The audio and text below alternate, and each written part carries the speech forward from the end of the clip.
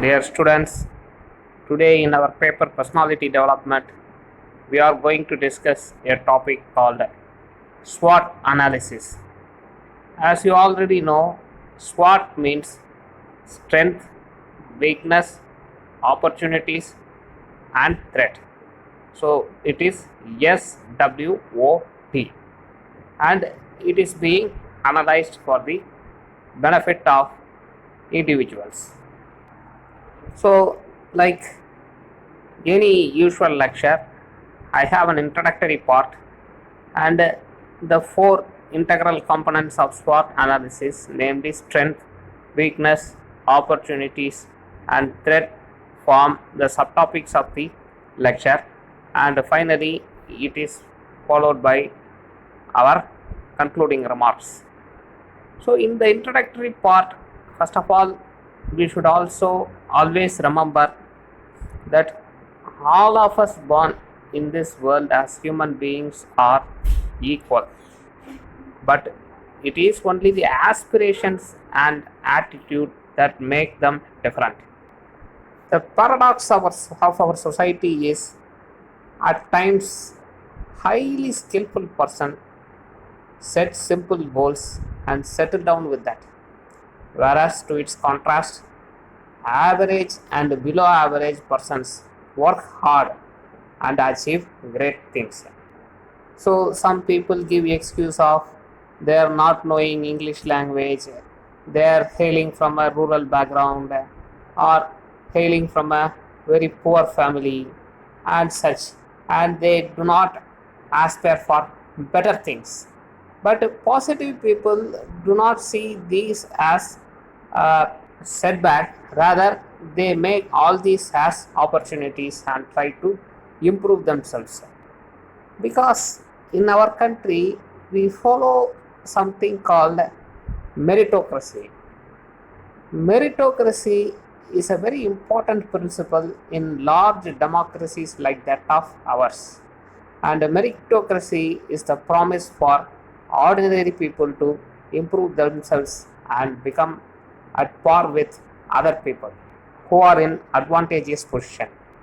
Meritocracy is a very important idea which tries to infuse social justice, and therefore competitions are held to provide job opportunities. So herein you have to understand that everybody has potential to work in a government position such as a collector or superintendent of police, but still qualifications and eligibilities are fixed only to filter people and provide opportunity for people who have better abilities.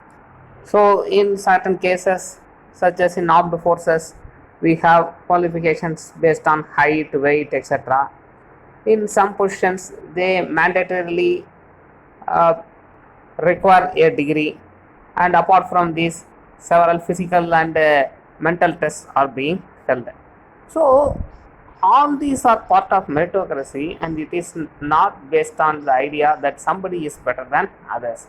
So as I started, all are equal as far as their abilities are concerned, only aspirations and attitudes that makes the difference. Now let us see what are the strengths. The greatest strength of a person is education. So what is education? Many people think that persons holding higher degree are highly educated. It is not like that.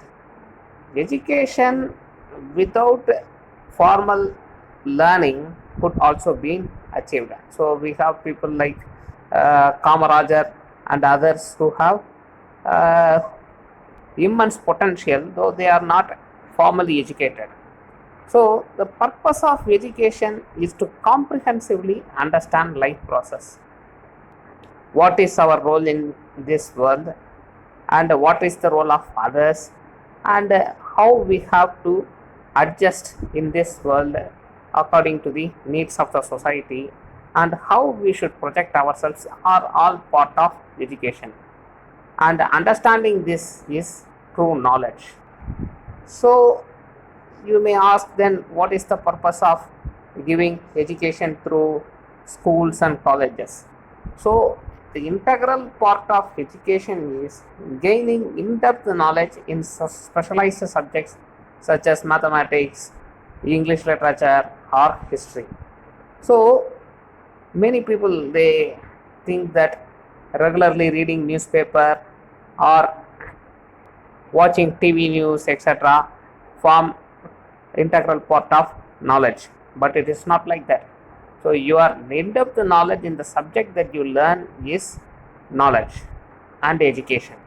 So watching television, reading newspapers are all only to inform the day-to-day affairs, and this is only part of a skill and not exactly education. So apart from that, you have to understand that the promise of education is not procuring jobs. So procuring jobs, you should have separate skills fixed by the examining bodies such as Tamil Nadu Public Service Commission or Union Public Service Commission or the Staff Selection Commission. Anybody after undergoing certain training can procure a job, and he can do the job as expected by the employers. But it is the educated person who successfully does the job to the satisfaction of his higher ups. And particularly, the highest skill expected or the highest quality expected from an educated person is his ability of endurance. Some of the work demand hard work, and you have to work longer times, and you have to make lot of sacrifices. Ordinary people easily complain about the quality of the job they are in, and they may not be able to suitably adjust to the environment of the work. But a person with the endurance, he will be able to give a satisfactory type of work and do justice to the amount that he receives as salary. And an educated person is always a disciplined person. What is discipline? Many students do not know what discipline actually means to. They think that discipline is something kind of self-adjustment or a kind of slavery. It is not like that. Discipline is obeying of higher authority. So whatever the order, that exactly you have to execute that order. That is very important. So who can order you? Elders, teachers, seniors in office, they can order you and procure your services. So to them, you have to be very disciplined, and you should be very reliable to them. A confidential matter that has to be maintained secretly has to be accordingly followed, and such commitment has to be there with your personality. So with these types of qualities, you will be having a stronger personality. So such stronger personality will be successful not only in the day-to-day affairs but in the overall life. They can be very good in personal life also. So the weaknesses, if we are to analyze, the lack of education in itself is a weakness. So a person without education may not have a comprehensive understanding of life. His life or his life pattern will be highly chaotic, and he may not be able to cope with every situation, and his endurance level will be very low. He may have endurance level, but in the wrong sense, he will be in the company of some the negative people, and he will be enduring in such situations instead of rebelling against such negative systems. People who are able to procure a job with some qualifications, they, after entering into the work arena, they develop negative work habits. Predominantly, such work habits are such as gossiping. What work has been allotted to you, many people, they forget that. They tend to gossip the negative and positive sides of their higher officers, fellow workers, and others. So these kind of Gossiping or negative work habit has to be avoided. Another major problem is laziness. Many people, when they are allocated a new type of a job, they are very unenthusiastic to receive the job and learn new things and cope with the demand of his employers, and that definitely affects the work environment and also fails to impress the employers, and it is having its own reflection in the pay and other related benefits. So every work environment, they have targets. So lazy people and unenthusiastic people may not be able to cope with the targets that have been fixed by the office or the work environment. And apart from this, you have hygiene related issues.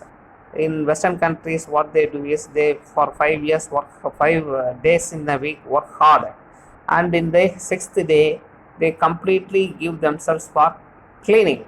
So cleaning the total environment in which they are part and parcel. So that is very important.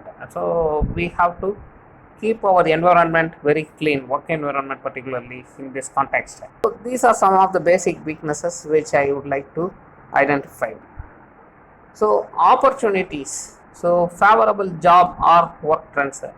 So some people may have a suitable mindset to be a better teacher, but his aspiration might be to become a soldier. So if he is able to reach the exact position to which he is suitable, then he is very lucky and he can successfully do that work. So this is a kind of an opportunity he is positively working. So growth prospects in the particular job is also very important. For instance, in our country, it is said that the forestry department has very poor promotion as growth opportunities. So while studying a particular subject itself, you have to see the vacancies and openings. Some students, they go for studies such as criminology, and after completing their PhD degree, they are able to sense that there are only poor opportunities present.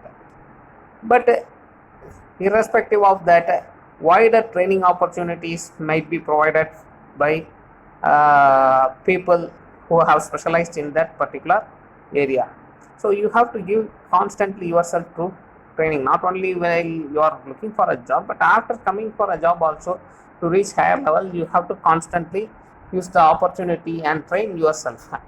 So in these days, technology has widely improved and technological advancement has also been done as part of opportunity, and your expertise and skills in decision making should be constantly improved. So let us explore what are the threats.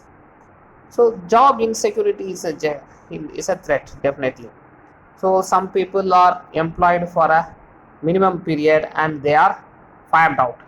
So many companies and even government, it opts for downsizing and restructuring. So people are affected by that. Changing market trends also largely affect the employment opportunities.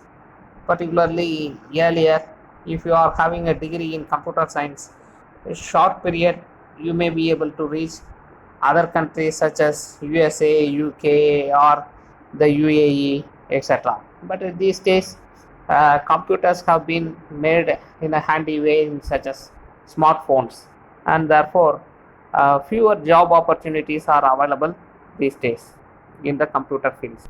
Similarly, engineering degrees, not many people hold that degree, and for a competition in which they offer only rupees 8,000 or 10,000, some 100 people, they come and attend interview and they adjust with the new environment. So changing professional standards has to be also understood before you plan your career. So in conclusion, that SWOT analysis helps you to identify your weaknesses and improve your strength. So weakness, sometimes if we are lazy, we may not be realizing whether we are really lazy. So Abdul Kalam, he was meeting a scientist and he said, we are working hard in our establishment. So that particular scientist from other country, he said, what is the parameter for working hard? So somebody in some other country working for 20 hours, he may say that today I only work for 18 hours, so I have not worked hard. But in another country, if they have worked for 8 hours, they may say that I have worked hard for 8 hours. So there is no parameter. So make your field as your religion, then throughout you will be in that. That is the motivation he gave to Abdul Kalam. So it's a very important observation made by Abdul Kalam in his biography, and at that context he understood his weakness and he made it into his strength, converted it into his strength.